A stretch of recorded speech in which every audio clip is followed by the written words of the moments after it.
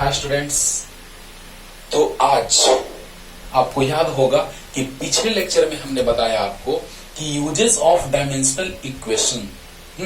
तो uses of dimensional equations में पहला यूज हमने क्या बताया था, 3 यूज था, जिसमें 2 यूज पिछले लेक्चर में हमने बताया पार्ट 1 में, और आज का लेक्चर है पार्ट 2। क्वेश्चन लिख दिए, टाइम सेव होगा। अब सोचिए बच्चों, पहला यूज हमने आपको बताया था checking the correctness of formula. Clear? Formula को कैसे चेक किए थे बहुत डिटेल में बताए थे, आपके सामने था। नंबर 2, पिछले लेक्चर को देखिए, अगर 2 यूज आपको सीखना है और तो पिछले लेक्चर को देखना होगा, और एक यूज आज बताने जा रहे हैं।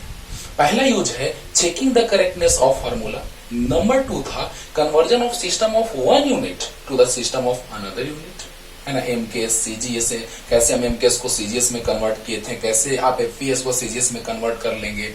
सोचो, एक फॉर्मूला बताया था N2 equal to N1 into M1 by M2 का power X, L1 by L2 का to the power Y and T1 by T2 to the power Z, और उसी से हम लोग ला लिए थे, काम खत्म हो गया था। याद करो। अब सोचो बच्चों कि अब हम लोग नेक्स्ट जो बात करने जा रहे हैं आज, वो है हमारा नेक्स्ट थर्ड यूज। क्या है वो सुनो, कि to derive the relationship among various physical quantities और मेनी फिजिकल क्वांटिटीज, है ना। तो कहने का मतलब क्या कि to third number, C number लिखो या थर्ड नंबर लिखो, 2 यूज हमने पिछले लेक्चर में बताया आपको। तो टू डिराइव द रिलेशनशिप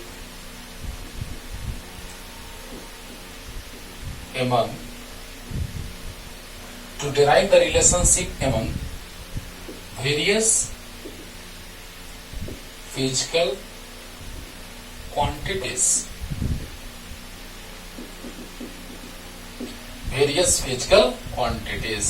सोचो बच्चों, थर्ड यूज है हमारा कि बहुत सारे फिजिकल क्वांटिटीज में हम लोग रिलेशन एस्टेब्लिश करेंगे, है ना। जैसे आपको F equal to M A जानते हैं आप, हाँ, पोटेंशियल एनर्जी इक्वल टू जानते हैं mgh, ये सब रिलेशन आप एस्टेब्लिश कर लेंगे।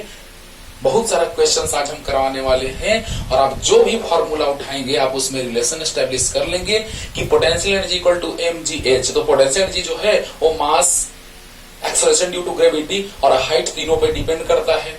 कैसे आप रिलेशन एस्टेब्लिश करेंगे, एक से एक फॉर्मूला, हर एक फॉर्मूला को आप कैसे एस्टेब्लिश करके ला लेंगे, बहुत मजा आने वाला है। ओके, तो लिखा जाए, थर्ड नंबर है to derive the relationship among various physical quantities।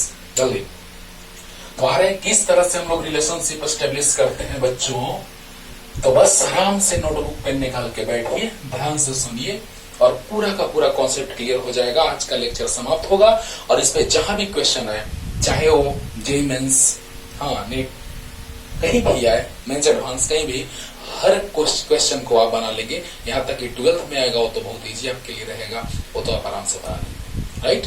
तो फर्स्ट क्वेश्चन है कि the velocity of a free falling body depends on height h and acceleration due to gravity g, so by the method of dimensions that v equal to k root gh। पहले तो हम एक बात बताने जा रहे हैं तुमको, उसके बाद हम रिलेशन एस्टेब्लिश करने जा रहे हैं। पहला बात ये कि जब कोई ऑब्जेक्ट फ्री फॉलिंग मोशन में पढ़ाएंगे बच्चों, फ्री फॉलिंग होता है किसी ऑब्जेक्ट का, तो उसका वेलोसिटी जो है, velocity of that object, velocity of free falling object only depends on acceleration due to gravity and its height, है ना। जितनी ज्यादा हाइट से इसको गिराया जाएगा उतना ही ज्यादा वेलोसिटी होगा, है ना। एक्सेलरेशन ड्यू टू ग्रेविटी पे डिपेंड कर रहा है, यानी वेलोसिटी किस किस पे डिपेंड कर रहा है, तो acceleration due to gravity and height. हम लोग जब पढ़ाते हैं क्लास में, बच्चे क्वेश्चन करना स्टार्ट कर देते हैं, सर हमको तो लग रहा है कि मास पर भी डिपेंड करता होगा, है ना। आप लोग क्वेश्चन करना स्टार्ट कर देते हैं कि सर हमको तो लग रहा है कि मास पर भी डिपेंड करता होगा। कोई ऑब्जेक्ट का मास ज्यादा है, कोई ऑब्जेक्ट का मास कम है, तो उसका वेलोसिटी ज्यादा और कम होगा। लेकिन बच्चों वो भी फील हम तुमको करा देंगे। ऐसे तो क्वेश्चन कह रहा है, किस तरह से हम लोग सोल्व करते हैं ऐसा रिलेशन, पहले क्वेश्चन में ज्यादा टाइम देने जा रहे हैं बच्चों, कि बाकी उसके बाद जितना सारा क्वेश्चन आएगा पानी पानी कर दोगे, राइट। तो ध्यान दिया जाए कि वेलोसिटी, हाँ मोशन में आप पढ़े हैं कि जैसे ही कोई ऑब्जेक्ट का फ्री फॉलिंग होता है, ये रिलेशन याद रखना है, अभी तुरंत हम डिराइव कर रहे हैं, v equal to free falling means initial velocity of that object is equal to 0 and final velocity is unknown. कितना होगा अभी फाइंड आउट करेंगे। h हाइट से इसको गिराया जा रहा है। Acceleration due to gravity is always towards the centre of the earth and when object is in free falling motion then its acceleration is towards the centre of the अर्थ।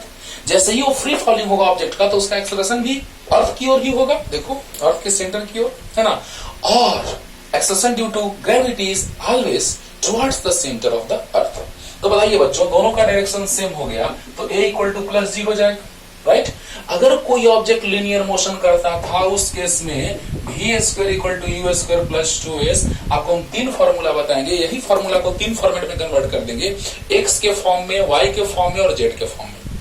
लेकिन अभी बस यही जानो कि v square equal to U square plus 2s, तुम पता है तुमको कि जब एक्सेलरेशन कांस्टेंट रहता है ऑब्जेक्ट का तो उसके लिए मोशन का 3 इक्वेशन आता है, v equal to U plus ats equal to ut plus half d square, v square equal to U square plus 2s। लेकिन एक और 11th क्लास में बताया जाएगा आपको SNTH, distance covered by an object in last 1 second और in nth second is equal to u plus 2n minus 1 into a/2, वो भी डिराइव किया जाएगा, राइट। बस ध्यान से सुनते रहिए बच्चों। तो यहां से अगर हम इसको वर्टिकल मोशन के फॉर्म में कन्वर्ट कर दें तो v square equal to 0 free falling initial velocity 0 to a का वैल्यू तो g के इक्वल और s डिस्प्लेसमेंट इज h। तो आ गया v इक्वल टू बच्चों √2gh। बोला तो ये चीज तुम 9th में पढ़े हो, हाँ फ्री फॉलिंग मोशन पढ़े हो, लेकिन 11th क्लास में बहुत डिटेल में इसको बताने वाले हैं, एक से क्वेश्चन चलेगा, है ना। तो बताइए बच्चों v इक्वल टू √2gh उस तरह से पढ़ाया जाता है आपको कि चाहे वो एनसीईआरटी का क्वेश्चन हो, चाहे वो हायर लेवल का बुक हो या इजी लेवल का बुक हो, कोई भी बुक हो, आप आराम से उसको बना सकते हैं, सोच सकते हैं, राइट। तो चला जाए फर्स्ट क्वेश्चन में, ज्यादा टाइम दे रहे हैं क्यों, पता चलेगा। जल्दी इतना लिख लो, साइड में काम देगा, अभी काम देगा। v इक्वल टू √2gh, है ना। तो देखिएगा कैसे काम देगा, अभी पता चलेगा। तो देखो बच्चों, v इक्वल टू याद रखना √2gh, राइट। हाँ, कोई भी किसी भी चैप्टर से क्वेश्चन को उठा लो, डायमेंशन जो ऐसा चीज है बाबू, डायमेंशन एनालिसिस, जिससे तुम बहुत सारे फार्मूला, कोई भी चैप्टर का हमको नहीं पता कि किस चैप्टर का है, बस पता चलना चाहिए कि उसमें जितने सारे टर्म्स आ रहे हैं, जितने सारे फिजिकल क्वांटिटीज आ रहे हैं, उनका मतलब क्या है, बस वो चीज जान जाओगे कि उसका डायमेंशन क्या है, बस काम खत्म, है ना। तो चलिए आप दिखा रहे, पता चलेगा। तो क्वेश्चन लिख लीजिए, जल्दी से पॉज करके सब क्वेश्चन लिख लीजिए। ये क्वेश्चन क्या है, फर्स्ट नंबर, वो हम क्लियर करने जा रहे हैं। जैसे ही हम लिखना स्टार्ट किए कि वेलोसिटी डिपेंड कर रहा है किस किस पे, तो velocity is directly proportional to g to the power x and h to the power y। हम कह दिए, क्वेश्चन भी कह रहा है कि जो वेलोसिटी फ्री फॉलिंग ऑब्जेक्ट का वेलोसिटी डिपेंड कर रहा है एक्सेलरेशन ड्यू टू ग्रेविटी पे और हाइट पे। हाँ, तो तुम लोग में से बीच में से कोई खड़ा होकर कह दिया सर हमको लग रहा है कि मास पे भी डिपेंड कर रहा है, चलो हम ये भी ऐड कर दिए, इसमें मल्टीप्लाई कर दिए, इससे भी हम इससे मल्टीप्लाई ना करें तो भी एकदम परफेक्ट अकॉर्डिंग टू क्वेश्चन। लेकिन according to you consider that velocity of free falling object depends on mass also, but it is false।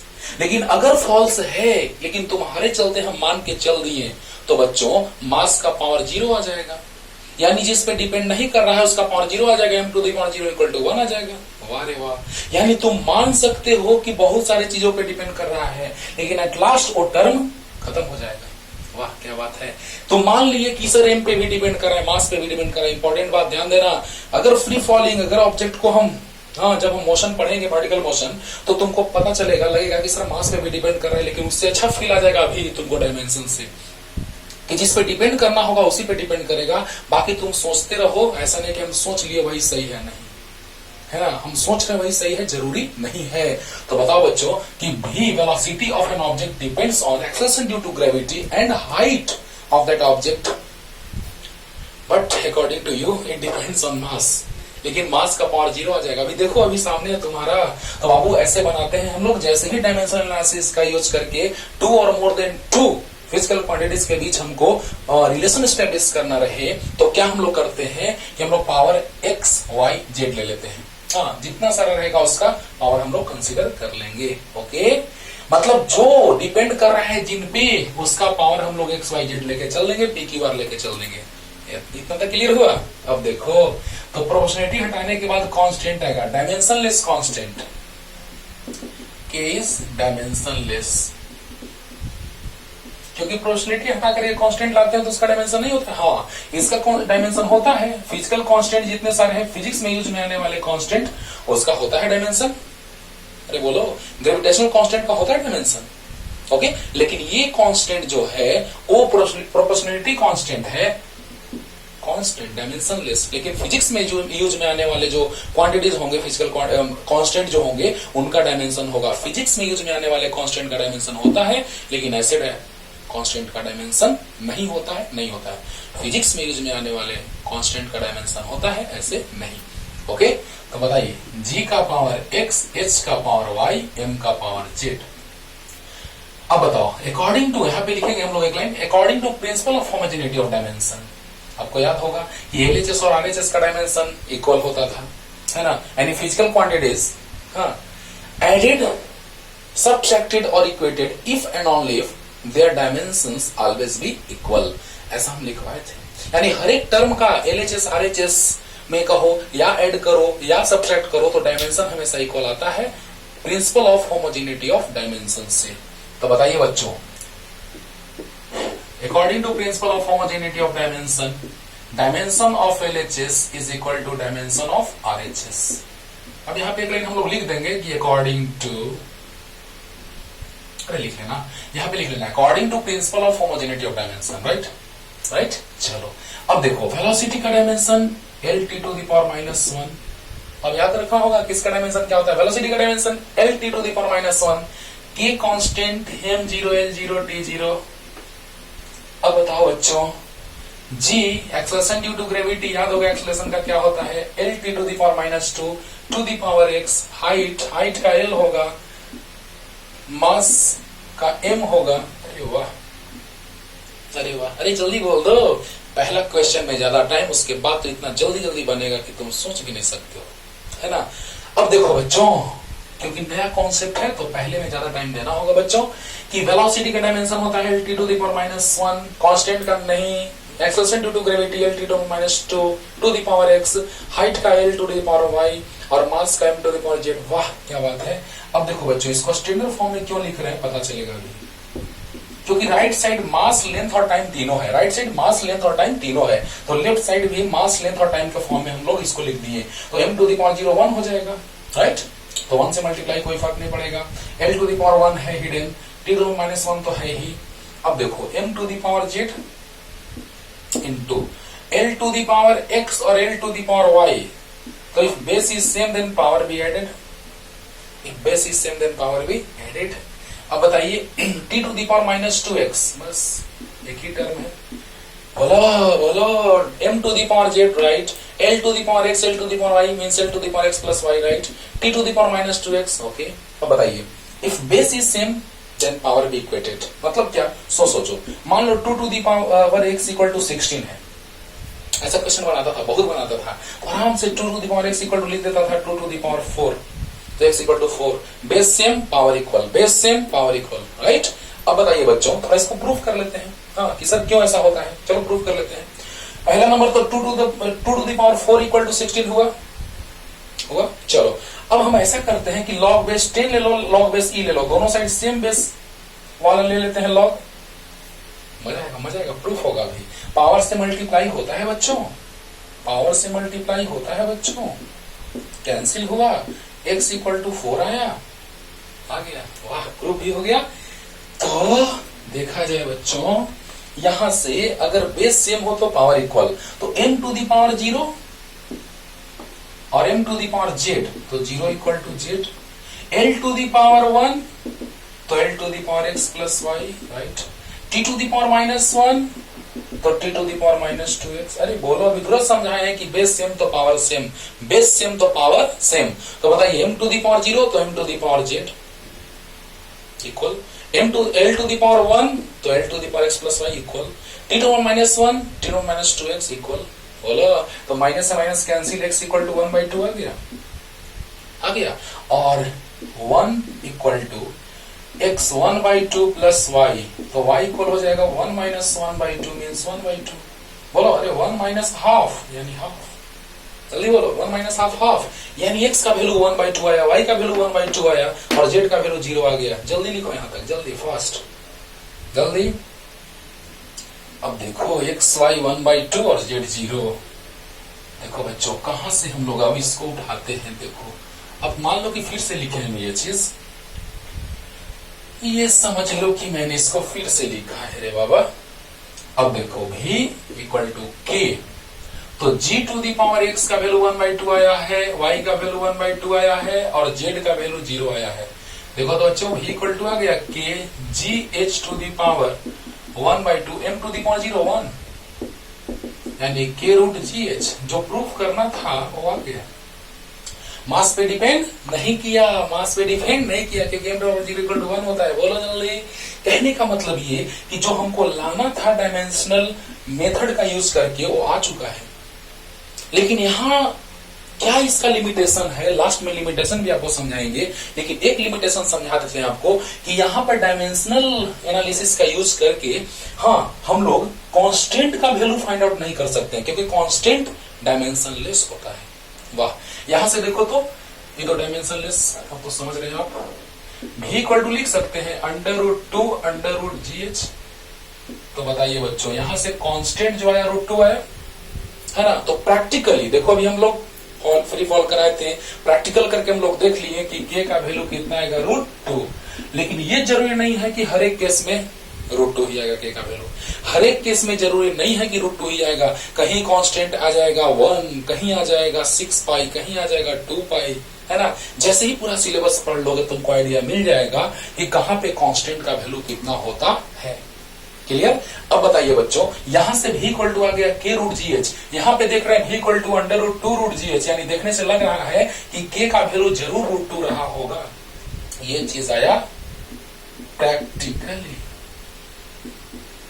बोला तो प्रैक्टिकली हमको पता चल गया कि k का वैल्यू √2 होता है, लेकिन हमको डायमेंशन में बस यही इसी फॉर्मेट में रिलेशन लाने के लिए आपको कहेगा, लेकिन हम कांस्टेंट का वैल्यू भी आपको समझाते जा रहे हैं कि कितना आएगा। लेकिन प्रैक्टिकल यहाँ करने लायक था तो हम लोग कर लिए, फ्री फॉल करा लिए, लेकिन बहुत सारे जगहों पे प्रैक्टिकल हम लोग ऐसे नहीं कर सकते, लैब में कर पाएंगे। जैसे हम किसी को पुश कर दिए, क्या पता चल पाएगा कितना न्यूटन का फोर्स लगा है।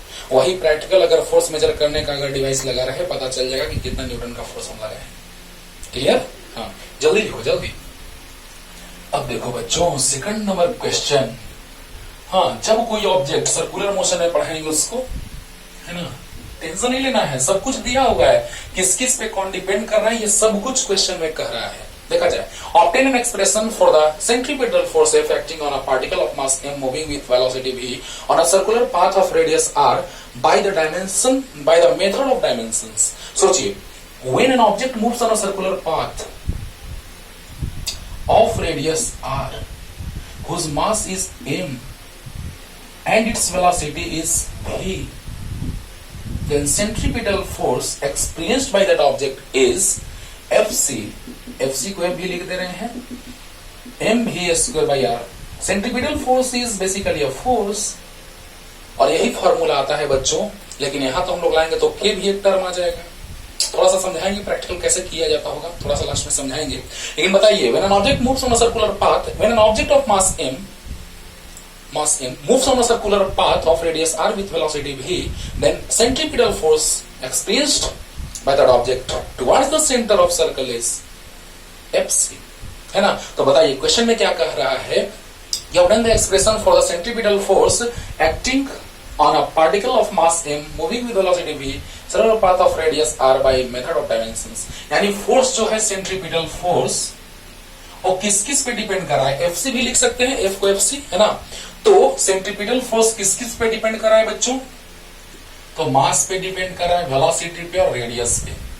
सोचो कितना बड़ा बात है, कितना अच्छा है ये डायमेंशन कि बड़ा आसानी से जो फॉर्मूला होगा वो आ जाएगा, बस कांस्टेंट को छोड़ करके आप आराम से फॉर्मूला स्टेब्लिश कर सकते हैं। वाह क्या बात है। तो बताइए, m का power x, v to the power y and r to the power z किस फॉर्मेट में डिपेंड कर रहा है हमको पता नहीं है कि पावर किस फॉर्म में होगा, 1 होगा, 2 होगा, -1 होगा, -4 होगा, नहीं पता पावर क्या होगा। तो वही पावर के फॉर्म में हमें अरेंज करने के लिए हमने ऐसा किया कि नहीं पता कितना पावर अपने आप आ जाएगा।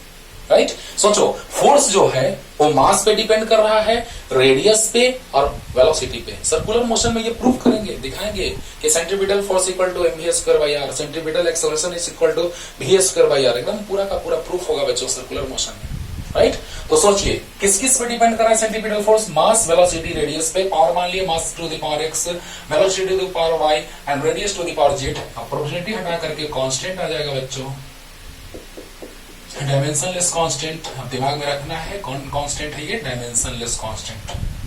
जल्दी बोलो। तो बताओ बच्चों यहां से अब क्या, तो according to principle of homogeneity of dimension F, ये समझा रहे तुम इतना टाइम ले रहे हैं, तो बस 1 मिनट भी नहीं लगेगा बनाने में बच्चों।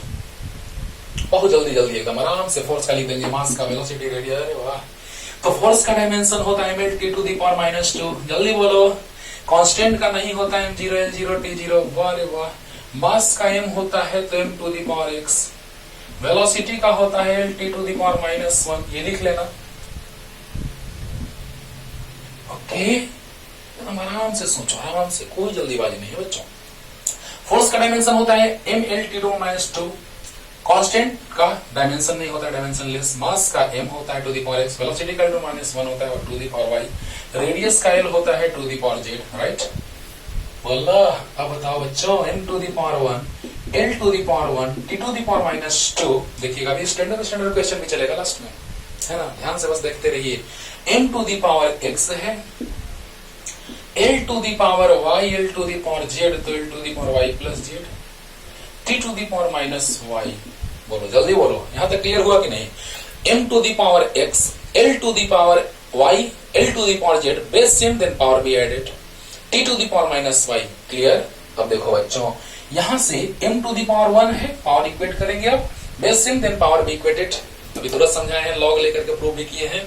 तो बताइए m to the power 1, m to the power x, तो 1 equal to x, l to the power 1 और l to the power y plus z, t to the power -2, t to -y, तो y इक्वल टू 2 आ गया। तो 1 equal to 2 plus z, तो z equal to 1 -2, तो z equal to -1। Right, अब बताइए आ गया, पावर आ गया। यानी किस फॉर्मेट में डिपेंड करेगा, किस पावर के फॉर्म में डिपेंड करेगा वो सामने आ चुका है एकदम आराम से, नो टेंशन। मास का पावर सेम किए, लेंथ l का पावर सेम किए, टाइम का पावर सेम किए, वहां से x z y मिल चुका है। जल्दी उतारो जल्दी। अब देखो यहां से फिर से चल रहे शुरू से बाबू, ये फिर से हम लिखेंगे, समझो कि हम फिर से लिखे हैं लाइन, है ना। देखो कितना जल्दी बन गया, पहले क्वेश्चन में ज्यादा टाइम दिए कि फील आया आपको, है ना। अब देखो बच्चों यहां से बताओ कि क्या क्या वैल्यू आया, कि m to the power x है तो 1 है, y 2 है, r -1 है, z r to the power z -1, यानी आ गया f equal to kmv², minus power है नीचे आएगा प्लस आएगा। और अभी तुरंत बताए हैं कि सेंट्रीपिटल फोर्स का फॉर्मूला होता है mv²/r।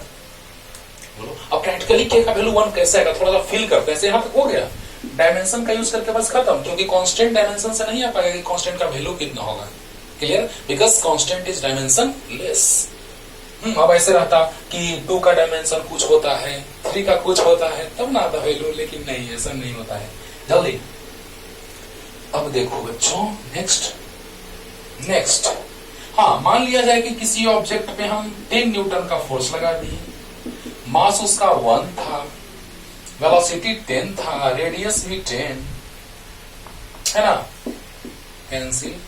कैंसिल k का वैल्यू 1। यानी कहने का मतलब कि अगर 1 kg मास के किसी ऑब्जेक्ट को 10 मीटर रेडियस के सर्कुलर पाथ पे हम मूव करा रहे हैं, रोटेट करा रहे हैं, रिवॉल्व करा रहे हैं, जो 10 मीटर पर सेकंड के वेलोसिटी से मूव कर रहा है, तो 10 का स्क्वायर। हाँ, तो उस पे फोर्स 100% कंफर्म है कि 10 न्यूटन ही लगने वाला है ना। तो जैसे ही हम सोल्व करेंगे तो 10 10 जा तो 10 1 जा 10, यानी k इक्वल टू 1। तो बताइए बच्चों, k का वैल्यू यहाँ पे 1 आ गया तो फोर्स आ गया इतना। जरूरी नहीं है कि हमेशा k का वैल्यू 1 ही आएगा। अभी जस्ट पीछे के क्वेश्चन में k का वैल्यू √2 आया था, है ना। अभी इसमें 6 पाई आने वाला है कांस्टेंट। बड़ा अजीब बात है। यानी धीरे धीरे आप करके सिलेबस पूरा पढ़ते जाएंगे, आपको पता चलेगा कि कांस्टेंट का वैल्यू किसमें कितना होता है। ओके, तो जल्दी से जल्दी, तो यहां तक तो बात हम लोग कर लिए। यानी कि प्रैक्टिकल अगर कर पाते तो तुमको फोर्स भी लाके दिखाते हैं कि देखो बाबू कैसे हम लोग मास मेजर करते हैं, है ना। कि किसी भी ऑब्जेक्ट को हमने हैंग किए हुए हैं तो वेट, है ना, तो वेट आराम से हम लोग मेजर कर लेते हैं। हाँ, मास मेजर कर लिए, वेट भी मेजर हो गया, mg F = mg, है ना। उसी तरह से अगर हम लोग और भी चीजों को मेजर कर पाते तो पता चलता है, हम तुरंत प्रैक्टिकल ही करके दिखा देते हैं, राइट। तो बताइए बच्चों, third number, small spherical ball. जब आपको हम सरफेस टेंशन पढ़ाएंगे, हाँ, जब पास्कल्स लॉ पढ़ाएंगे, हाँ, उस समय बर्नौलीज इक्वेशन पढ़ाएंगे, बर्नौलीज थ्योरम पढ़ाएंगे, हाँ, विस्कस फोर्स पढ़ाएंगे, उस समय विस्कस फोर्स जब पढ़ाएंगे आपको तो बताएंगे कि लिक्विड में, है ना, जब लिक्विड का बात करेंगे उसमें अगर कोई स्फेरिकल बॉल अगर मूव कर रहा है ना, तो उस पर फोर्स लगेगा अपोजिट डायरेक्शन में। फोर्स उसको हम कहते हैं विस्कस फोर्स, है ना। जितना ही वेलोसिटी ज्यादा होगा, कैसे हम लोग बाइक चला रहे हैं, जितना ही ज्यादा वेलोसिटी करते हैं उतना ही ज्यादा फोर्स लगता है अपोजिट डायरेक्शन में, है ना। रेसिस्टिव फोर्स, रेसिस्ट करने वाला हवाएं रोकती हैं हमें। तो उसी तरह से यहाँ पर भी कि जब हम आपको बस प्रूफ करके एकदम डायमेंशन मेथड से ही प्रूफ वहां भी करेंगे बच्चों, इसीलिए इसको एकदम दिमाग में सेट रखना। भी जो बताने जा रहे हैं कि यहाँ भी उसी मेथड से प्रूफ करने जा रहे हैं, लेकिन कांस्टेंट का वैल्यू प्रैक्टिकली मिलता है। वैल्यू आएगा F = फोर्स 6 पाई एटा RV, यही आएगा फॉर्मूला, यही होता है। स्टोक्स थ्योरम पढ़ाएंगे, स्टोक्स थ्योरम में ही ये चीज। हाँ, तो बताइए बच्चों, स्टोक्स थ्योरम में जब हम आपको पढ़ाएंगे विस्कस फोर्स, तो ये तो कोएफिशिएंट ऑफ विस्कोसिटी है, ये radius of a spherical ball है, स्फेरिकल ऑब्जेक्ट है, velocity of that object and force experienced by that object, है ना। तो जैसे ही हो जाएगा, देखो, a small spherical ball of radius r falls with a velocity v through a liquid having coefficient of viscosity eta, find the viscous force F on the ball assuming it depends on eta, r and v by using dimensional method। पहले तो video को pause करके अच्छे से question पढ़िए, उसका तुरंत बनेगा। लेकिन हम लोग जो डिराइव करेंगे वो फॉर्मूला आएगा यार इतना, देखो, F = k eta RV, क्योंकि कांस्टेंट डायमेंशनलेस होता है, तो वहां से हमको 6 पाई पता नहीं चलेगा कि 6 पाई भी वैल्यू आएगा, है ना। तो practically we observe that the value of constant is 6 pi. Clear. तो ये दिमाग में सेट रखना होगा। प्रैक्टिकली बहुत सारे वैल्यू आएंगे अलग अलग जो प्रैक्टिकली आते हैं। यहाँ पे प्रैक्टिकली वैल्यू आएगा कितना, 6 पाई। दिमाग में सेट रखो, अभी नहीं पता चलेगा, जब धीरे धीरे पढ़ोगे तब। लेकिन अभी हमको लाना ही इतना है, हमको कांस्टेंट से कोई टेंशन नहीं है। वाह रे वाह, अच्छी बात है। जल्दी, यहां से कांस्टेंट का वैल्यू 6 पाई आ जाएगा। लेकिन अभी तो फील हम लोग करेंगे कि वाह, रिलेशन एस्टेब्लिश करें, कोई भी फॉर्मूला हम लोग ला दे रहे हैं डायमेंशन मेथड से, कितना बड़ा बात है। तो small spherical ball of radius r falls with velocity v through a liquid having coefficient of viscosity eta, find the viscous force F on ball assuming it depends on eta, r and v। तो जो force है बच्चों, viscous force, वो depend कर रहा है किस किस पे, तो ईटा पे, v पे और r पे। तो ईटा का पावर x मान लिए, v का पावर y और r to the power z consider कर लिए। जल्दी बोलो, जिस जिस पे डिपेंड करेगा उसका कुछ ना कुछ पावर हम लोग कंसीडर कर लेंगे। जिस जिस पे डिपेंड करेगा उसका हम लोग पावर कुछ ना कुछ कंसीडर कर लेंगे। अब बताइए बच्चों, F is equal to किस किस पे, force depends on coefficient of viscosity, radius and velocity. याद है कोएफिशिएंट ऑफ विस्कोसिटी का हम डायमेंशन आपको बता चुके हैं, यही से लाए थे, है ना। इसका डायमेंशन मोड़ ले लिए, माइनस से कोई मतलब नहीं, इसका डायमेंशन क्या होता है, माइनस से कोई मतलब नहीं, मोड़ लेंगे तो प्लस हो जाएगा डायमेंशन। याद करो जल्दी, फोर्स का होता है ml t का -2, ऐसे डायमेंशन हम बताए थे, ml का पावर -1 t का पावर -1, राइट। फोर्स का डायमेंशन होता है इतना, ईटा का नहीं पता, एरिया का l², वेलोसिटी l t का -1, डिस्टेंस l, वाह, l से l कैंसिल, एक l से एक l कैंसिल। अब बताओ, m t का power -2 divided by l t का पावर -1, ईटा का डायमेंशन। तो आ गया ईटा का डायमेंशन, t का पावर -1 ऊपर जाएगा, तो m l का पावर -1 t का पावर -1। -2 माइनस ऊपर जाएगा +1, यानी यही डायमेंशन याद रखना बाबू, इतना हम लोग टाइम नहीं वेस्ट करेंगे, डायरेक्ट एकदम। ओके, हम बोले भी थे कि कोएफिशिएंट ऑफ विस्कोसिटी और सरफेस टेंशन का बहुत ज्यादा यूज आता है, राइट। जल्दी ये हम बता चुके हैं, है ना। तो चलिए कोई बात नहीं, होता है, देखा जाए, याद किया कीजिए तो ज्यादा आराम रहेगा। तो पोरोसिटी हटाए तो कांस्टेंट आ गया। अब according to principle of homogeneity of dimension, force का डायमेंशन और k eta to the power x, v to the power y and r to the power z, force का डायमेंशन होता है mlt का पावर -2, k का dimension नहीं होता है m0 l0 t0, ईटा का डायमेंशन अभी तुरंत लिखे थे ml का power -1 t to the power -1 to the power x, velocity lt to the power -1 to the power y and radius l to the power z। जो बॉल है उसका radius r है, वेलोसिटी भी से मूव कर रहा है, उससे फोर्स लग रहा है F, कोएफिशिएंट ऑफ विस्कोसिटी ईटा है। हाँ, जो लिक्विड है उसका कोएफिशिएंट ऑफ विस्कोसिटी जो है ईटा है। विस्कोसिटी पढ़ाएगा तो पूरा फील आएगा एकदम अच्छे से बच्चों। तो बताइए कि जब हम यहाँ पे बात करते हैं F इक्वल टू, तो प्रोपोर्शनलिटी हटा तो कांस्टेंट आया eta to the power x, v to the power y and r to the power z according to principle of homogeneity of dimension. दोनों साइड डायमेंशन लिए, फोर्स का dimension होता है ml to the power -2, k का dimension नहीं होता है, eta का डायमेंशन ml का पावर -1 t का -1 का power x, v velocity l to -1 का और y, r radius means length to the power z, right. अब देखिए m to the power 1, l to the power 1, t to the power -2, m to the power x, l to the power, ध्यान देना, m to the power x होगा, l to the power -x -y नहीं +y +z, -x +y +z, अभी बता रहे हैं और फिर से t to the power -x -y, ध्यान देना। m to the power x हो गया, बाकी m नहीं है, चलो हो गया, ये तो 1 हो गया, पावर 0 है 1 हो गया, l to the power -x, l to the power y, l to the power z, तो -x + y + z, if base is same then power be added, clear। और t to the power -x, t to the -y, तो -x + -y, base is same then power be added, तो -x + -y, तो -x - y, clear। अब देखो बच्चों, अब power equal कर दो, काम खत्म। तो 1 = m to the power 1, m to the power x, तो 1 = x, x आ गया, l to the power 1 और l to the power -x + y + z, और t to the power -2 -x - y, right. अब बोलिए x का वैल्यू 1 पुट करते हैं यहां भी, तो क्या आ जाएगा 2 = y + z आ जाएगा। यहां भी x का वैल्यू पुट करते हैं, -2 = -1 - y, इसको इधर लाते हैं लेफ्ट साइड तो प्लस हो जाएगा, इसको राइट साइड तो प्लस हो जाएगा। अरे बोलो -y इधर +y, -2 उधर +2, y = 1 आ गया। अच्छा, तो 2y का वैल्यू 1 पुट करते हैं +z, तो z = 2 - 1 = 1। अरे वाह, बहुत अच्छी बात है, सब 1 आ गया, सब 1 आ गया। सोल्व तो करने आता है तुमको। m का power 1, m to the power x equal कर दिए, l to the power 1, l to the power something equal कर दिए, t to the power -2, t to the power -x - y equal कर दिए। x का वैल्यू दोनों में पुट किए, यहां से y आ गया, यहां से z आ गया, सोल्व आराम से कर सकते हो। जल्दी उतारो, इतना जल्दी जल्दी।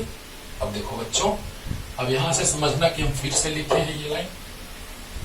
अब देखो क्या आ गया कि F = आ गया k ईटा का power 1, v to the power 1, r to the power 1, means F = आ गया k eta r v। जल्दी बोलो। और यहीं से k के बारे में हम बोले थे कि F = एक्चुअल फॉर्मूला होता है 6 पाई eta r v, तो k का वैल्यू 6 पाई आ जाएगा। लेकिन हमको डायमेंशनल मेथड से कांस्टेंट का वैल्यू हम लोगों को नहीं मिल पाएगा, जो प्रैक्टिकली मिलेगा जो होता है कितना 6 पाई। क्लियर? तो जल्दी सुधार लीजिए और क्वेश्चन लेके आ रहे हैं।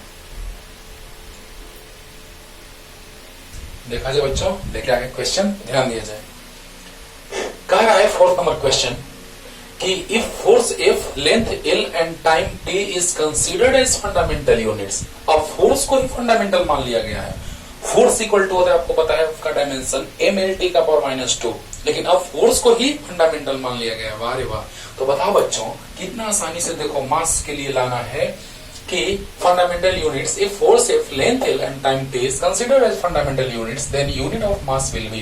देखो बच्चों, जब हायर स्टैंडर्ड का क्वेश्चन पूछता है तब तो हम पावर एक्स वाई जेड मान के बनाएंगे, इसको भी वैसे ही बनाएंगे, लेकिन और शॉर्टकट तरीका है, उससे भी बता रहे हैं। जब लो लेवल का एग्जाम होगा, है ना, जैसे हाई लेवल, जैसे जेईई मेंस एडवांस का बात करो, हाँ नीट का बात करो, एम्स का बात करो, इन सारे में तो इस फॉर्मेट में रहेगा क्वेश्चन। लेकिन जब स्टेट लेवल का कोई एग्जाम होगा इजी वाला या 12th में, तो कुछ इस तरह का ऑब्जेक्टिव क्वेश्चन आएगा, है ना।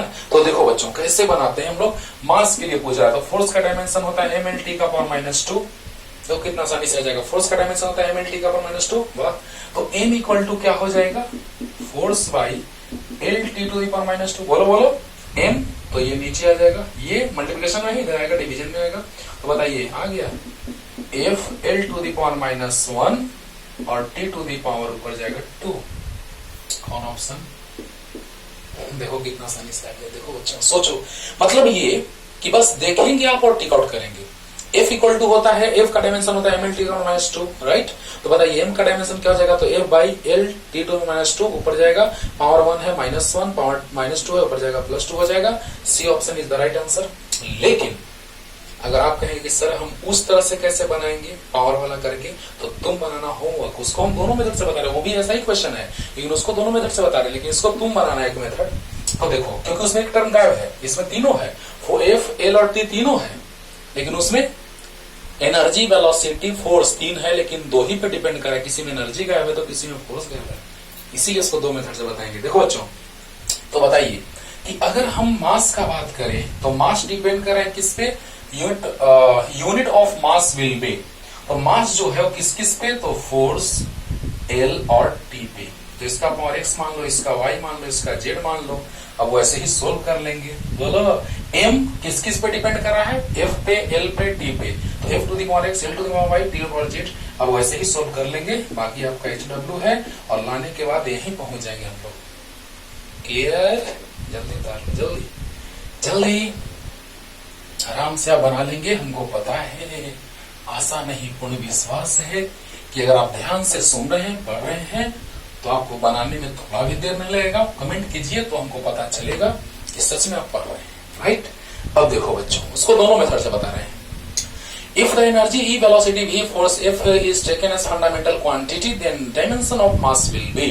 तो बताइए बच्चों, वही बेसिक मान लिया, उसी को फंडामेंटल मान लिया, एनर्जी को ही फंडामेंटल मान लिया, वेलोसिटी को ही फंडामेंटल, फोर्स को ही फंडामेंटल मान लिया, है ना। हम जानते हैं कि एनर्जी का डायमेंशन होता है mL square T to the power -2, लेकिन एनर्जी को ही फंडामेंटल मान चुका है। अरे वाह, यानी कि देखो बच्चों, शॉर्टकट बनाने का तरीका सोचना होगा तुमको। E equal to mc square होता है according to Einstein's mass energy equivalence. Einstein साहब ने बताया था इक्वल टू mc स्क्वायर, जहां पे c स्पीड ऑफ लाइट है, तो उसको हम वेलोसिटी के फॉर्म में भी कन्वर्ट कर सकते हैं, और मास का कैपिटल है। जल्दी बोलो, अरे बोलो, स्पीड और वेलोसिटी दोनों का डायमेंशन सेम होता है, तो डायमेंशनली हम c को भी लिख सकते हैं, आराम से लिख सकते हैं। तो बताइए m के बारे में पूछ रहा है, तो E बाई V स्क्वायर, तो E V to the power -2, कितना आसान लगा बोलो। ये बना शॉर्टकट मेथड से, सोचने से, सोचो जितना जल्दी आसानी से आंसर आएगा, बोलो। लेकिन हम लोग बात करने जा रहे हैं बच्चों, ध्यान से सुनना, इसको हम एक और मेथड से बताने जा रहे हैं, इसका हिंट देंगे, तुम बनाना होमवर्क रहेगा, ओके। HW रहेगा, थोड़ा सा हिंट देंगे आपको, यानी आप एक्सपीरियंस अब आपको आ जाएगा, और तब हम IIT नीट, हाँ, और JEE एडवांस 15 का बात करेंगे क्वेश्चन का, तो वो बहुत ही ज्यादा फील आएगा उससे भी, लेकिन है यही चीज, सेम चीज करना है, लेकिन फील कुछ ज्यादा आएगा उसमें, देखना। तो बताइए, हम लोग सोचे कि अच्छा एनर्जी वेलोसिटी फोर्स है, अच्छा मास भी हो, तो इक्वल टू mc स्क्वायर तो हम जानते हैं। तो बताइए बच्चों, इक्वल टू mv स्क्वायर, हाँ, स्पीड ऑफ लाइट और वेलोसिटी दोनों का डायमेंशन सेम होता है, हाँ, ml का पावर -2, बोलो, sorry LT to the power -1, LT to -1, velocity या स्पीड का डायमेंशन होता है LT to the power -1, right. तो v स्क्वायर नीचे आएगा, ऊपर जाएगा -2 हो जाएगा, क्लियर। ये बना डायरेक्टली, और अब हम बना रहे हैं उसी स्टाइल से। ऐसे अगर आप नहीं सोच पाए, नहीं सर हम ऐसे नहीं सोच पा रहे हैं सर, तो लो ना, मास किस किस पे डिपेंड कर रहा है, एनर्जी पे, फोर्स पे और वेलोसिटी पे, बोलो। देखो, if the energy E, velocity V and force F is taken as fundamental quantity, then dimension of mass will be. बताइए, तो मास, एनर्जी और फोर्स और वेलोसिटी के फॉर्म में लाना है। अच्छा, तो एनर्जी का पावर x और फोर्स का पावर y, वेलोसिटी का पावर z, नो टेंशन। अरे मजा आया। तो बताओ बच्चों, प्रोबेबिलिटी हटाया तो कांस्टेंट आया, e to the power x, f to the power y, v to the power z। दोनों साइड हम लोग डायमेंशन ले लेंगे according to principle of homogeneity of dimension. बोलो। अब बताओ बच्चों, मास का डायमेंशन m, k का डायमेंशन नहीं होता m0 l0 t0। एनर्जी का डायमेंशन याद होगा ml² t to the power -2 to the power x। Force का ml t to the power -2 to the power y into velocity का l t to the power -1 to the power z। जल्दी बोलो। Energy का dimension होता है ml² t to the power x है, force का ml t to का power y है, और वेलोसिटी का l t 1 होता है टू द पावर z है, राइट। अब बताइए, इसको हम स्टैंडर्ड फॉर्म में लिख सकते हैं m का power 1 l to the power 0 t to the power 0, बोलिए, पावर 0 1 यानी m to the power 1 m रह जाएगा। हाँ, अब देखो, mass m to the power x है और m to the power y है, तो x प्लस y, राइट। जल्दी बोलो। If base is same then power be added, तो m to the power x है, m to the power y है, add हो गया। l to the power 2x, हाँ, और l to the power y तो plus y, l to the power z तो plus z। Clear हुआ। अब बताओ बच्चों, t टू द पावर, हाँ एकदम ध्यान से मल्टीप्लाई करना होगा, मिस्टेक होगा, गड़बड़ हो जाएगा। तो -2x -2y -z। ध्यान देना, m to the power x और m to the power y, तो m to the power x plus y into l to the power 2x l to the power y l to the power z। Base same then power be added. t to the power -2x plus t to the power -2y, तो plus minus हो जाएगा, minus है तो -2y, और t to power -z तो plus minus होता है। बोलो। तो बताओ बच्चों कि सब को ऐड करेंगे तो प्लस माइनस होगा, यानी -2x -2y -z। अब बताओ, m टू द पावर 1 और m to the power x plus y, तो 1 equal to x plus y, right. l to the power 0 और l to the power 2x plus y plus z। Clear. t to the power 0 और t to the power -2x -2y -z। Clear. अब बताइए, यहां से हमको क्या पता चला कि जैसे ही दोनों को ऐड करेंगे तो 2x कैंसिल होगा, z कैंसिल होगा, ये 2x प्लस ये 2x माइनस, ये z plus z minus cancel, तो आ गया y -2y। तो क्या -y इक्वल टू 0, 0 प्लस 0 0। अरे जल्दी बोलो, दोनों को ऐड करेंगे, ये कैंसिल होगा, ये कैंसिल होगा, ये y -2y यानी -y, और 0 प्लस 0 0 यानी y आ गया 0। y 0 रखेंगे तो x 1 आ गया। बोलो। और जैसे ही x 1 रखेंगे, y 0 रखेंगे, तो यहां से z भी आ जाएगा कुछ। जल्दी यहां तक आओ, जल्दी से आओ। अब देखो बच्चों, यहां के बाद क्या हुआ, यहां से हम समझो फिर से लिखें। चलो, तो यहां आ गया 2x plus y plus z equal to 0। तो 2 इंटू एक्स का वैल्यू 1 प्लस y 0 आया है, प्लस z इक्वल टू 0, तो 2 राइट साइड जाएगा, तो -2, z -2। अब बताइए, m equal k e to the power x 1 f to the power y 0 v to the power z -2। अरे वाह। तो प्रोबेबिलिटी इक्वल हटाएंगे तो प्रोबेबिलिटी आएगा, तो आ जाएगा e टू द पावर 1 और v टू द पावर -2। क्या बात है। f टू द पावर 0 1 आ गया, यानी f खत्म, f वाला टर्म खत्म, यानी आया वही कि नहीं आया। जल्दी बोल दो, वही आया कि नहीं आया। जल्दी बोल दो, आया कि नहीं आया। अरे बोलो, आ गया। चलिए जल्दी उतारिए। लास्ट वाले का हिंट देंगे, तुम बनाना।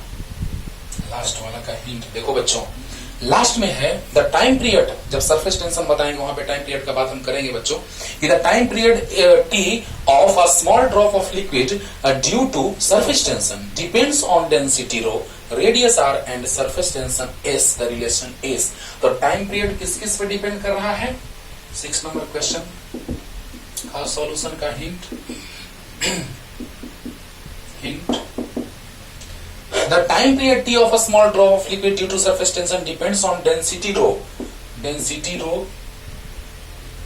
radius r and surface tension s।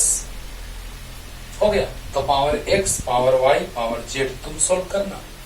कर लोगे आराम से। जो रिलेशन आएगा ये आंसर होगा, ये नंबर बनाइएगा, ये नंबर आंसर होगा, कमेंट कीजिएगा। ओके, अब बताइए बच्चों, rho density mass by volume, radius, surface tension, force per unit length.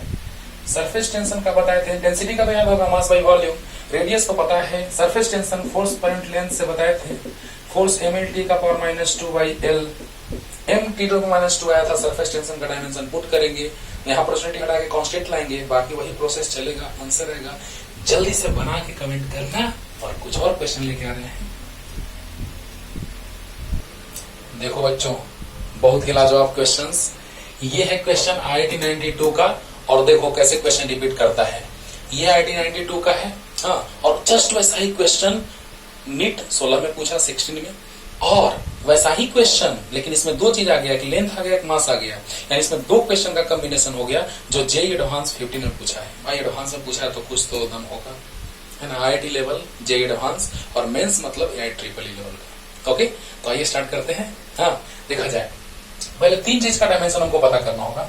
The dimensions of length, अच्छा, जो लेंथ है वो किस किस पे डिपेंड कर रहा है, एक्सप्रेस्ड एज, कह दिया साफ साफ, g का power x, c to the power y and h to the power z। देखो बच्चों, the dimensions of length are expressed as g to the power x, c to the power y, h to the power z, where g is gravitational constant, c is speed of light and h is Planck's constant। Then more than one optional है ये question, ये भी मोर than one optional है, वो single optional है, right. कह देता है क्वेश्चन में कि वन और more than one option is correct, is और आर करेक्ट। तो देखिए, A is proportional to, question में दिया हुआ है, पहले हमको G का डायमेंशन फाइंड आउट करना होगा। तो F इक्वल टू बताए हैं G का डायमेंशन, H का भी डायमेंशन बताए हैं, लेकिन चलिए फिर से याद दिला देते हैं। G m1 m2 by r square, इसका डायमेंशन होता है बच्चों m to the power -1, L to the power 3 and T to the power -2, और इसका डायमेंशन होता है mL स्क्वायर T का पावर -1। ओके, लेकिन कैसे, थोड़ा सा देख लेते हैं। G mr square by m1 m2, force का होता है mLT का पावर -2, डिस्टेंस का L स्क्वायर हो गया, m cancel, m to the power -1, L to the power 3 and T to the power -2, अच्छे से याद होगा। G का काम हो गया। तो L इज प्रोपोर्शनलिटी हटाएंगे बच्चों, तो तुमको पता है, अरे साफ साफ इसमें लिख दिया है कि dimension of L are expressed as in this format. Okay, तो बताइए, प्रोपोर्शनलिटी हटाएंगे, कांस्टेंट आएगा, G to the power x, C to the power y and h to the power z, right. अब according to principle of homogeneity of dimension, दोनों side dimension लेके चल देंगे कि G to the power G का dimension अभी हम find out कर चुके हैं, to the power -1, L to the power 3, T to the power -2, to the power x, clear. C speed of light है, क्या है, C स्पीड ऑफ लाइट है बच्चों, तो स्पीड ऑफ लाइट का डायमेंशन जल्दी बताओ। स्पीड ऑफ लाइट यानी LT to the power -1 to the power y and Planck's constant mL square T to the power -1 to the power z। कैसे आता है देख लो, E बराबर होता है इक्वल टू h न्यू, तो h इक्वल टू हो जाएगा E डिवाइडेड बाय न्यू, तो E होता है mL square T to the power -2 by nu का होता है T to the -1। Frequency equal to होता है 1/T, ऊपर गया तो T टू द -1, राइट। अब बताइए, ऊपर जाएगा तो पावर -1 बच जाएगा, क्लियर। बता चुके हैं पीछे, दोनों बताए बाबू, G का भी बताए हैं, हाँ, ग्रेविटेशनल कांस्टेंट का भी बताए हैं और प्लैंक्स कांस्टेंट का भी बताए हैं, स्पीड ऑफ लाइट का तो याद ही होगा, बहुत बार यूज किए हैं। तो अब क्या करेंगे, सामने है आपका, L को लिख सकते हैं क्या, m to the power 0, L to the power 1, T to the power 0, right. L to the power 1 है, बाकी पावर 0 मींस 1 की कांस्टेंट। अच्छा, कांस्टेंट का तो डायमेंशन ही नहीं होगा, dimension less m0 L0 T0। Okay, अच्छा ये खत्म, m to the power -6 plus z, जल्दी बोलो, अरे बोल दो यार, एकदम अच्छे से एकदम याद रखना है। G का डायमेंशन पुट करना है, राइट, C का डायमेंशन सही है, H का डायमेंशन सही है, थोड़ा सा भी गलत होगा पूरा फिर से सोल्व करना पड़ेगा बच्चों, इसीलिए बारीकी से ध्यान से। तो m to the power -x और m to the power z, right, into L to the power 3x plus y और प्लस 2z। जल्दी बोलो, अरे जल्दी बोलो, m to the power -x, m to the power z, तो minus x plus z, base same, then power be added, l to the power 3x plus l to the power y plus l to the power 2z, right, और into t to the power minus 2x minus y minus Z. क्यों क्यों? क्योंकि हम लोग देख रहे हैं कि बेस सेम होता है तो पावर ऐड होता है, तो minus 2x plus minus y plus minus z, तो प्लस माइनस माइनस होता है, तो minus 2x minus y minus z. अरे बोलो, जल्दी उतारो, जल्दी जल्दी फास्ट। ऑप्शन हम अभी नहीं मिटाने वाले क्योंकि ऑप्शन एक से ज्यादा आंसर सही है। जल्दी क्वेश्चन जल्दी से पॉज करके पूरा लिख लीजिएगा आप लोग, और मिटा रहे हैं। तो देखो बच्चों क्या गया, तो यहां से m टू दी पावर 0 और m to the power minus x plus z, तो 0 इक्वल टू हो गया x plus z minus x plus z, right, 0 m to the power 0 m to the power minus x plus z. अरे जल्दी बोलो, और l to the power 1 और l to the power this 1, तो 1 equal to 3x plus y plus 2z। और एक और क्या है बच्चों, जल्दी बोलो, एक और है t टू द पावर 0 और t to the power this 1, तो 0 equal to minus 2x minus y minus Z. बोलो base same then power be equated. अब बताइए, यहाँ x इक्वल टू जेड आ गया, या z इक्वल टू x लिख सकते हैं, कोई दिक्कत नहीं। यहाँ जैसे ही हम z का वैल्यू x रखेंगे तो आ जाएगा 3x plus y plus 2x equal to 1। बोलो बोलो, अरे z का वैल्यू x रख दिए तो 3x और 2x और प्लस y यानी 5x plus Y equal to 1। और यहां पर अगर हम z का वैल्यू x रख देंगे तो y को लेफ्ट साइड लाओ, तो माइनस y इधर y हो जाएगा, और माइनस 2x माइनस z के जगह x, तो y equal to minus 3x। आराम से क्लियर हो रहा होगा। बस z के जगह मैंने पुट कर दिया क्या, x, z is replaced by x, z is replaced by x, तो y equal to y LHS में आएगा, प्लस हो जाएगा माइनस 3x, y का वैल्यू माइनस 3x रखेंगे तो 2x इक्वल टू आ जाएगा 1, तो x इक्वल टू 1/2, तो z भी आ जाएगा 1/2, राइट राइट। तो y कितना आ गया, माइनस 3 इंटू 1/2 यानी माइनस 3/2। क्लियर क्लियर हुआ कि नहीं, बताओ। एकदम सोल्व करना है बच्चों, कोई जान नहीं है, बस सोल्व करना है। तो बताइए, x का वैल्यू आ गया 1/2, तो z भी होगा 1/2 because both are equal, and y equal to minus 3x, minus 3x का वैल्यू 1/2 माइनस 3/2। अब मिला लेते हैं ऑप्शन, x 1/2 y 1/2, गलत गलत, x 1/2 z 1/2, सही, right, wrong, this is wrong, ये option is wrong. y minus 3/2 सही है, z 1/2 सही है, y 1/2 गलत, z 3/2 गलत, यानी कौन सही, B and C both options are correct, both options are correct. हाँ, और इसी से वो क्वेश्चन बन जाएगा। देखो बच्चों कैसे, ध्यान देना ध्यान देना, यहां से ध्यान दो जल्दी।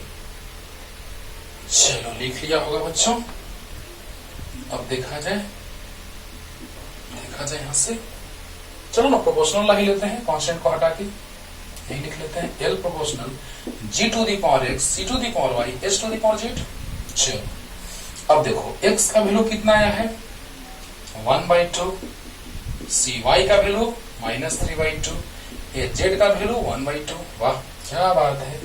L प्रोपोर्शनल, बोलो ये दोनों का पावर 1/2 हो गया, H और G दोनों का पावर 1/2, और ये माइनस पावर है, नीचे आएगा प्लस होगा। अब बताओ, इसको लिख सकते हैं L proportional under root HG by C to the power 3/2। कौन ऑप्शन, क्या बात है, बोलो। IIT 92 का क्वेश्चन ही है नीट 16 का, देख के पता चल रहा है। बताओ बच्चों, L is proportional to root HG by C to the power 3/2 है कि नहीं है, बोलो क्लियर। अब देखो, इसी में एक और क्वेश्चन बन गया, इसका हाफ पार्ट बन गया, JEE एडवांस 15 का हाफ पार्ट बन गया। देखो क्वेश्चन पढ़ते हैं, इसका क्वेश्चन तो आप देख रहे हैं कि सेम चीज वही है, प्लैंक्स कांस्टेंट h है, स्पीड ऑफ लाइट c है, एंड ग्रेविटेशनल कांस्टेंट g है। जस्ट पीछे वाले क्वेश्चन में जो था, which of the following combinations of these has the dimensions of length. अब बताइए, यहाँ भी लेंथ का डायमेंशन ही फाइंड आउट करना था, यहाँ भी लेंथ का डायमेंशन ही फाइंड आउट करना है, तो एल लेंथ का डायमेंशन हम लोगों ने ला लिया, तो L proportional root h root g by c to the power 3/2। जल्दी जल्दी आओ, जल्दी लिखो जल्दी। अब देखो बच्चों, यहाँ से क्या स्टाइल मारेंगे तो आधा क्वेश्चन लास्ट वाला भी बन जाएगा, लास्ट वाले क्वेश्चन का भी हाफ पार्ट सोल्व हो जाएगा। क्या बात है, सोचो। ये चीज हम लोग अप्लाई करेंगे, ध्यान देना क्या है। L is proportional to root h, L is proportional to root g and L is inversely proportional to c to the power 3/2। बोलो, यहां से ही ना मिला, L is proportional to root h और root g, तभी ना। अरे दोनों रूट h रूट g करेंगे, रूट 2 इंटू रूट 3 तो रूट 6, यानी कि रूट h रूट g है, तो L is proportional to root h, L is proportional to root g, L is proportional to 1 by इतना, means L is inversely proportional to c to the power 3/2, right?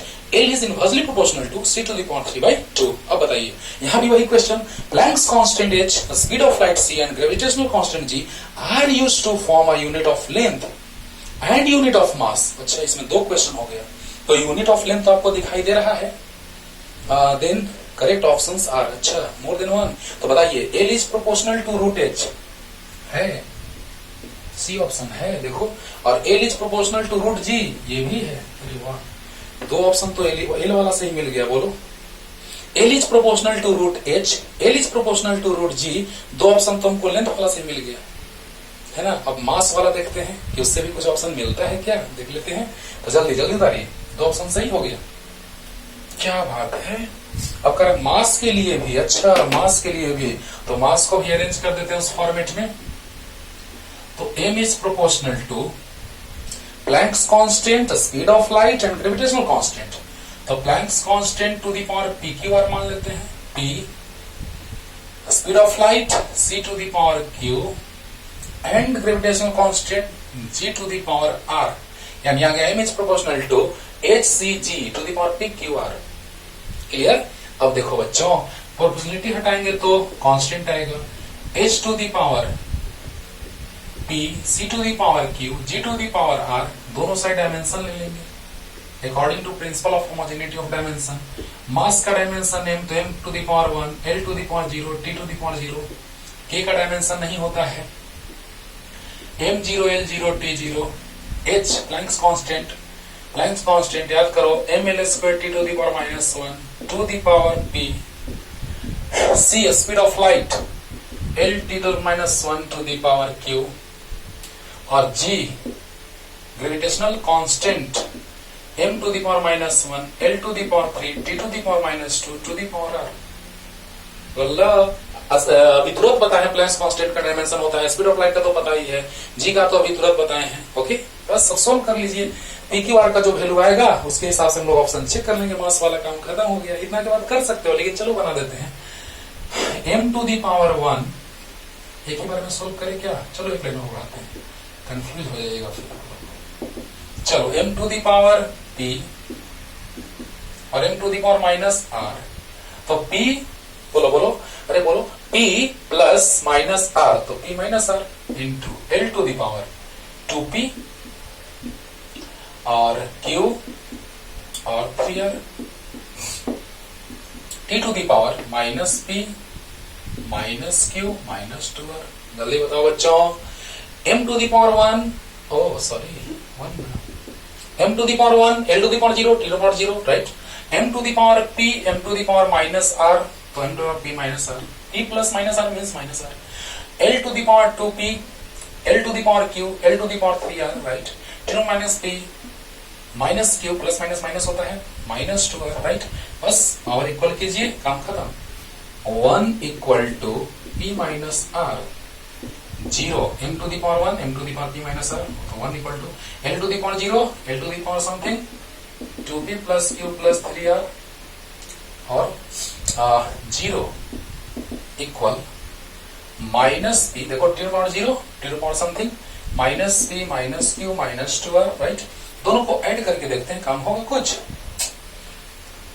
ये से ये कटेगा, cancel होगा, और ये 2p माइनस p यानी p, ये कैंसिल होगा, ये प्लस r इक्वल 0, 0 प्लस 0 0, अरे जल्दी बोलो, 0 प्लस 0 0 हो गया, 2p माइनस p, तो p, q से q cancel, 3r minus 2r, तो r equal to minus p लिख सकते हैं, तो 1 इक्वल p और minus r equal to minus p है, तो minus minus plus, 2p equal to 1, तो p equal to 1/2, right, p equal to 1/2, तो r इक्वल टू माइनस 1/2, जल्दी बोलो, p इक्वल टू 1/2 आया, अरे बोलो r की जगह पे पुट किए वैल्यू माइनस p, तो माइनस पहले से था, r की जगह minus p, minus minus plus, 2p equal to 1, p equal to 1/2, जल्दी बोलो, तो r equal to minus 1/2, clear, तो p 1/2, चलो ही रख देते हैं, जल्दी जल्दी, चलिए अब देखिए बच्चों, यहां से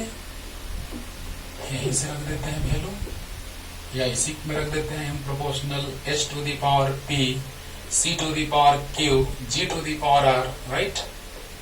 अब बोलिए m is proportional to h to the power p 1/2, p 1/2 आया है, और c q नहीं पता, g r माइनस 1/2, यहां तक उतार लो जल्दी से, जल्दी उतारिए इतना, अब q निकल जाएगा, काम हो जाएगा बच्चों, बोल लो, मजा आ रहा है ना, अरे मिल गया, कितना था, minus p minus q minus 2r था, minus p minus q minus 2r था, तो बताइए इक्वल 0, तो q निकालना है, q राइट साइड, तो minus p minus 2r minus p 1/2 minus 2r minus 1/2 cancel, तो 1 माइनस हाफ 1/2, 1 माइनस हाफ 1/2, यानी यहां भी 1/2, जल्दी बोलो, हाँ जल्दी।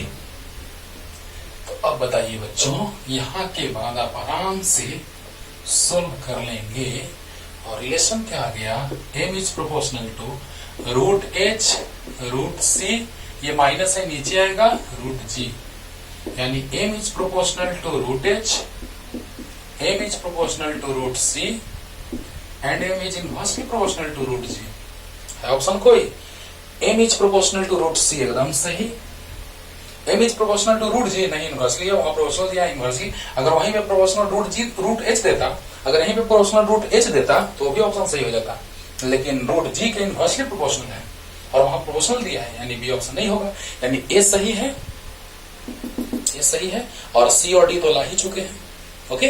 तो अच्छे से पढ़ते रहिए, क्लियर हो गया होगा, अच्छे से एकदम रिवाइज करो, और भी क्वेश्चन हम देते हैं, है ना, और भी क्वेश्चन देते हैं, लेकिन इतना ही रिवाइज कीजिए, बस सब क्वेश्चन आपसे बन जाएगा। लास्ट टॉपिक जल्दी जल्दी, लास्ट टॉपिक का हम लोग बात करते हैं बच्चों कि क्या है लिमिटेशंस ऑफ डायमेंशनल एनालिसिस, तो बात करने जा रहे हैं limitations of dimensional analysis। क्या लिमिटेशंस है, पहला तो ये है कि अगर 7 फिजिकल क्वांटिटीज, आपको पता है बेसिक क्वांटिटी 7 होते हैं, इन्हीं पे रहेगा, डिपेंड करेगा, तो हम लोग डिराइव कर पाएंगे फॉर्मूला, है ना, नहीं तो गड़बड़ हो जाएगा। पहला नंबर ये कि सातों पे डिपेंड करेगा तो ठीक है, नहीं तो गड़बड़। नेक्स्ट क्या कि अगर कांस्टेंट है तो हम लोग कांस्टेंट का वैल्यू नहीं फाइंड आउट करते हैं, जैसे kmv²/r आया, f इक्वल टू आया था 6π8r भी, 6π का वैल्यू नहीं ला पाए, k का वैल्यू नहीं ला पाए, है ना, यहाँ पे k आया था, याद होगा, है ना, k आया था, तो 6π नहीं ला पाए, 1 नहीं ला पाए, यानी डायमेंशनल इक्वेशंस का यूज करके हम लोग नहीं ला पाते हैं कि कांस्टेंट का वैल्यू कितना होगा, ये भी लिमिटेशन है ना। फिर क्या है, नेक्स्ट क्या है कि वैसे टर्म्स, हाँ वैसे फॉर्मूला जिसमें y इक्वल टू, जैसे वे पढ़ाएंगे आपको, थर्ड नंबर का बात करते हैं बच्चों, तो जब हम आपको फॉर्मूला पढ़ाएंगे तो बहुत सारे फॉर्मूला आएंगे, q equal to q0 e to the power minus t/rc, discharging और चार्जिंग का बात करेंगे तो e टू द पावर, हाँ, तो यहाँ होगा क्या कि एक्सपोनेंशियल वाला का डायमेंशन नहीं होता है, समझा चुके हैं, साइन वाला का डायमेंशन नहीं होता है, ट्रिग्नोमेट्रिकल रेशियोज का डायमेंशन नहीं होता है, हाँ एक्सपोनेंशियल का नहीं होता है, लॉगरिथम का नहीं होता है, तो उन सारे का जब फॉर्मूला आएगा तो इसका डायमेंशन नहीं होता है, तो हम लोग कैसे ला पाएंगे, इस फॉर्मूला को डिराइव कर पाएंगे, दिक्कत हो जाएगा। बोलो, यानी इन सारे फार्मूला को डिराइव करना डायमेंशनल एनालिसिस से बहुत ही डिफिकल्ट है, क्योंकि साइन का डायमेंशन नहीं होता है, एक्सपोनेंशियल का नहीं होता है, लॉग का नहीं होता है, कैसे निकल पाओगे। हाँ, जिसमें साइन टर्म हो, जिसमें एक्सपोनेंशियल हो, जिसमें लॉग हो, वो फॉर्मूला हम लोग, वो इक्वेशन हम लोग नहीं ला पाएंगे by the help of dimensional equation. बोलो, अब हम लोग नेक्स्ट बात करने जा रहे हैं कि जिसमें हाँ एक ही टर्म का बात करते हैं हम लोग, जैसे मान लिया जाए कि अभी हम f equal to M V square by R derive किए, लेकिन अगर यही डिराइव करने के लिए कहता V square equal to U square plus 2s, तो इसमें तो आराम से मान लिए कि f is proportional to m to the power x, v to the power y, r to the power z, लेकिन इसमें कैसे मानोगे v is proportional to u to the power x, a to the power y, s to the power z, ऐसे नहीं। ऐसे अगर करोगे तो मल्टीप्लिकेशन में आ जाएगा, जबकि यहाँ प्लस में है, यानी जब बीच में प्लस हो या माइनस हो, यानी सम वाला या डिफरेंस वाला जब फॉर्मूला हमको लाना हो तो डायमेंशनल एनालिसिस से नहीं ला पाएंगे, डायमेंशनल इक्वेशन का यूज करके नहीं ला पाएंगे, एंड डायमेंशनल इक्वेशन का यूज करके प्लस वाला माइनस वाला नहीं डिराइव कर पाएंगे, सिर्फ मल्टीप्लिकेशन और डिवीजन वाला रहेगा तभी ला पाएंगे। तुम्हारे सामने है, अगर इसको लाओगे तो आराम से ये आ जाएगा, लेकिन इसको लाना चाहोगे तो देखो u to the power x, a to the power y, s to the power z, तो ये मल्टीप्लिकेशन में आएगा, जबकि है प्लस में, नहीं आ पाएगा। यानी कि कुछ लिमिटेशंस भी है जो सामने मैंने आपका रखा, और अच्छे से पूरा रिवाइज कीजिए, इस पे जो भी क्वेश्चन आएगा पूरा ओके।